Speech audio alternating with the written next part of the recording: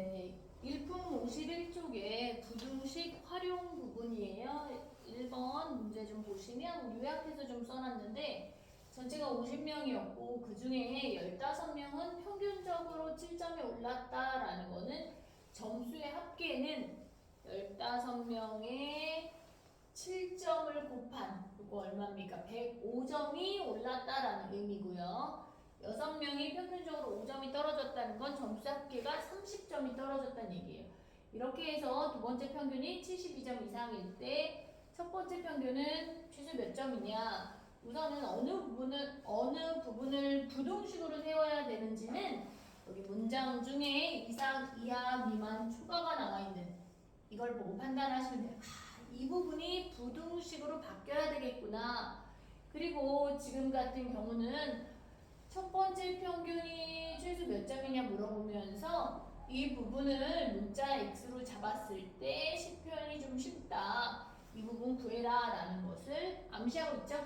그럼 첫 번째 평균이 x점이면 두 번째 평균 구하는 식에는 어떻게 적용이 되냐면 점수가 좀 바뀌었기 때문에 점수 합이 필요해요. 첫 번째 평균이 x일 때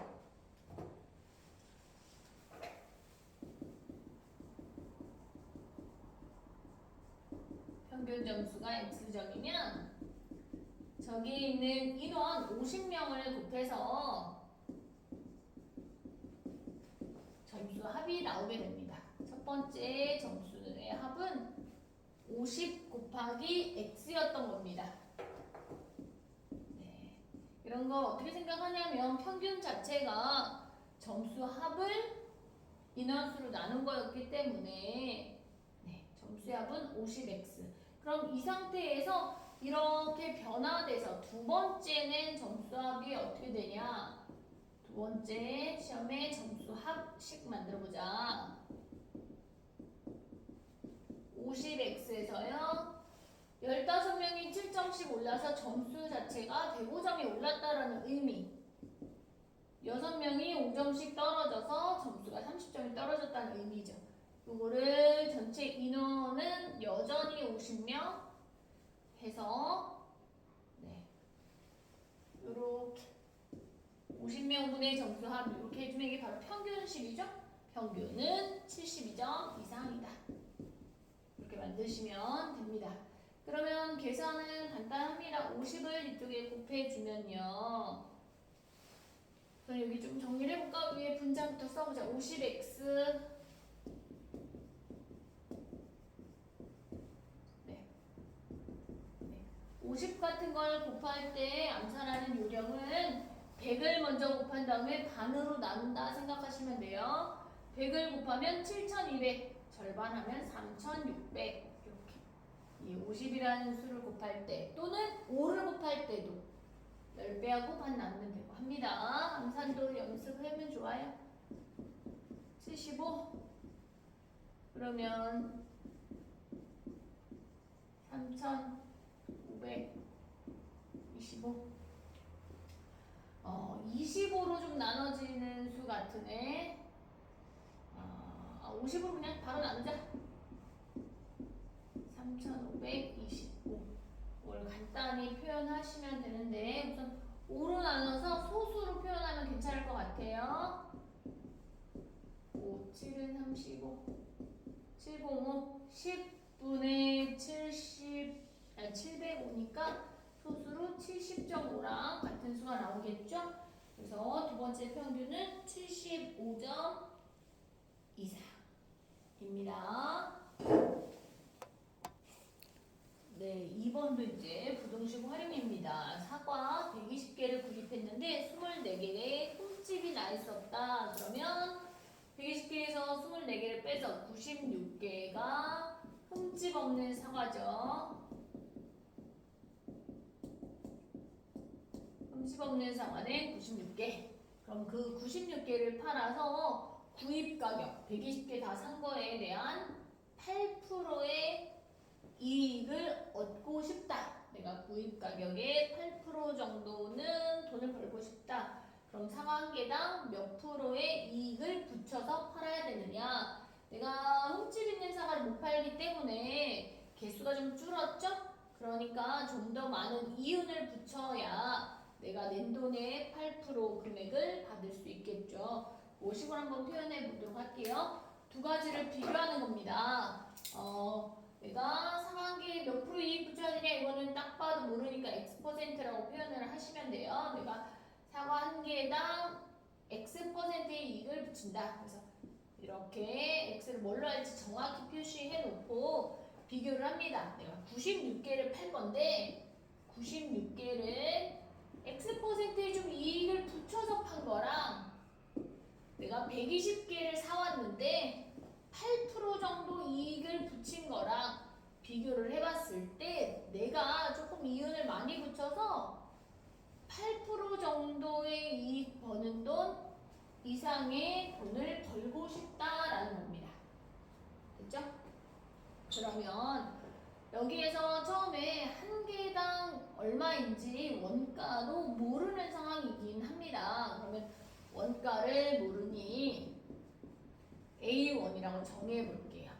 그러면 96개는 A1에 대하여 X% 이익을 붙인 거죠. 그럼 보세요. 96 곱하기 A1에 대해서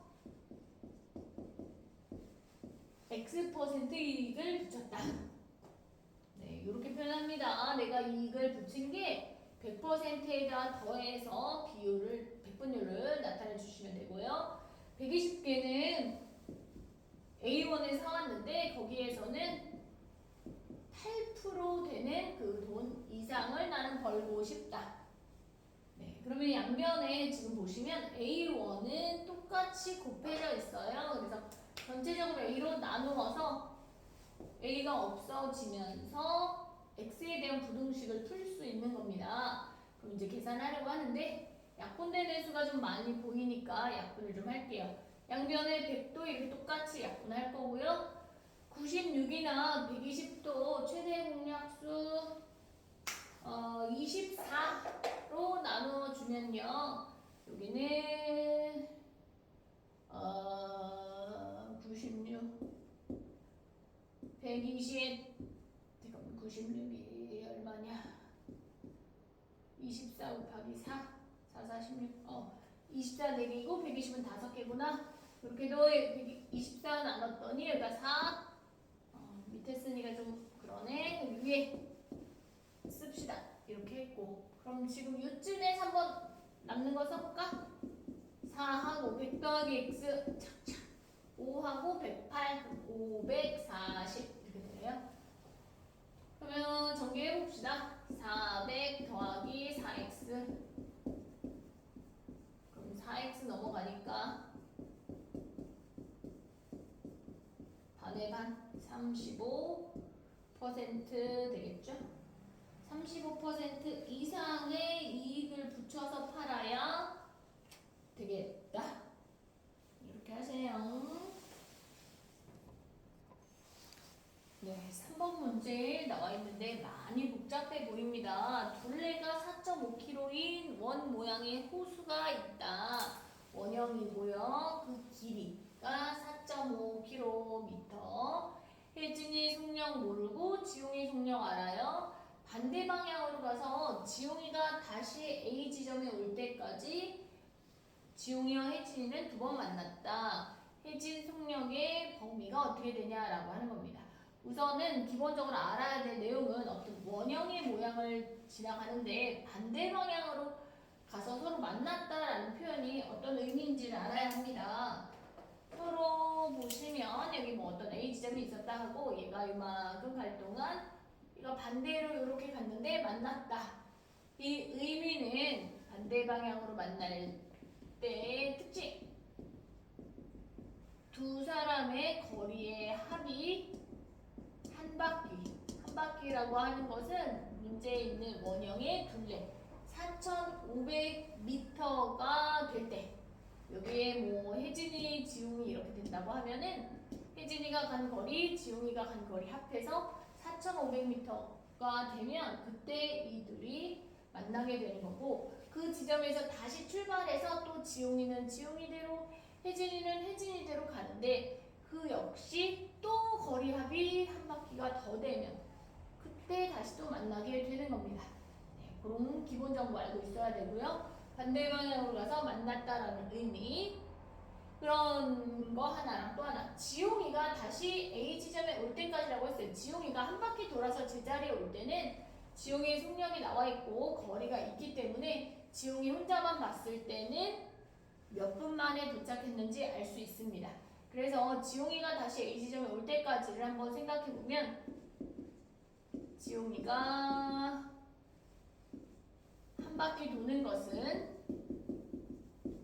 지용이가 4,500m를 지용이의 속력 75m/분으로 항상 단위 맞는지 확인하시고 단위가 똑같으니까 미터가 없어지면서 분이 올라가요. 60분. 아, 지용이가 1시간 만에 돌아오는데 그 사이에 2번을 만났다라는 겁니다. 그러면 지금 이게 한 번 아니고 2번 만났을 때 어떤 특징이 있냐?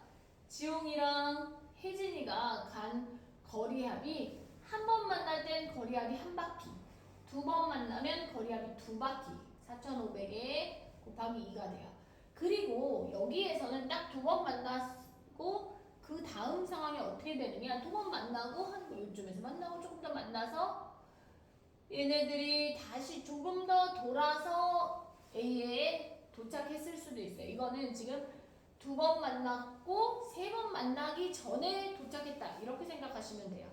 그러면 2번 만났다라는 것은 2번 만남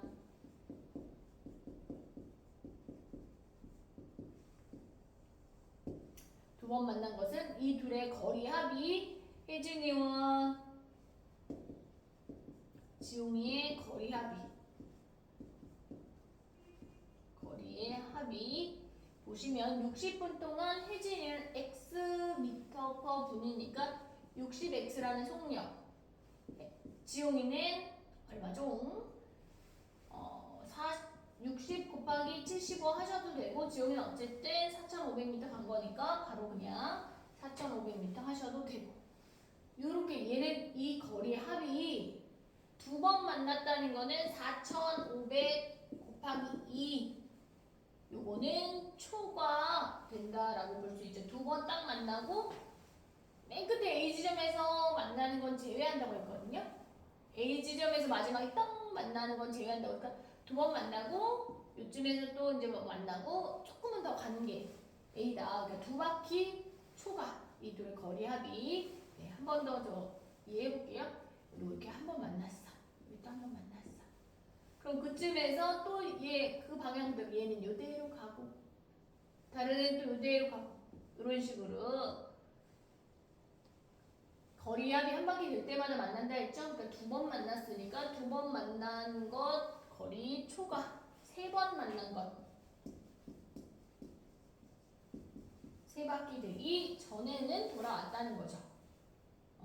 여기에 이제 2번 만난 걸 왜 너는 안 하냐 이 문제 맨 끝에 단서 다시 읽어보면 혜진이와 지용이가 A 지점에서 만나는 것은 횟수에 포함하지 않는다라고 했기 때문에 2번 만나는 마지막에 여기서 딱 만나는 건 2번이라고 안 칩니다. 그래서 그거보다는 조금 더 같다.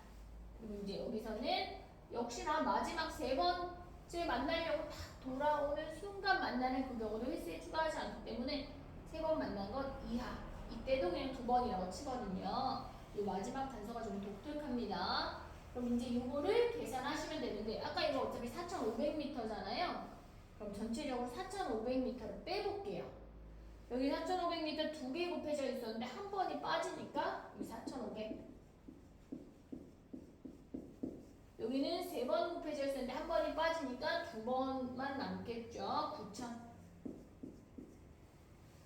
네, 이렇게 해서 60으로 나눠주면은 첫 번째 저쪽은 75m/분이고 초과 오른쪽은 나누면 150m/분 이하 이렇게 혜진이의 속력의 범위를 구할 수 있습니다. 천천히 좀 문제를 여러 번 읽어보는 게 필요할 것 같아요.